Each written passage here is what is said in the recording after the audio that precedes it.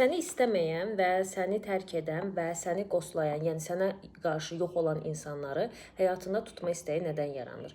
Bu əslində bir neçə səbəbdən yarana bilər. Birinci səbəb odur ki, uşaq vaxtı hansısa valideynin emosional olaraq səni tərk edib və yaxud da ki, səni yox sayıb və yaxud da həmin situasiyaya görə səni özünə dəyərsiz hiss elətdirib, yetərsiz hiss elətdirib və sevilmə ehtiyacında hiss elətdirib.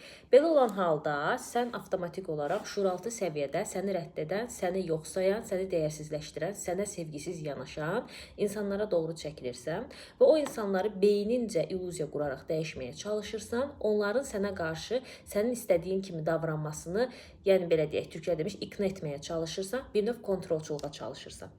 Belə olan halda özünə aid hiss edə bilmədiyin, özünü uyğunlaşdırmağa çalışdığın insanları, xüsusən də səni tərk edən və rədd edən və piyuluz yox sayan insanları həyatında tutmağa çalışırsan.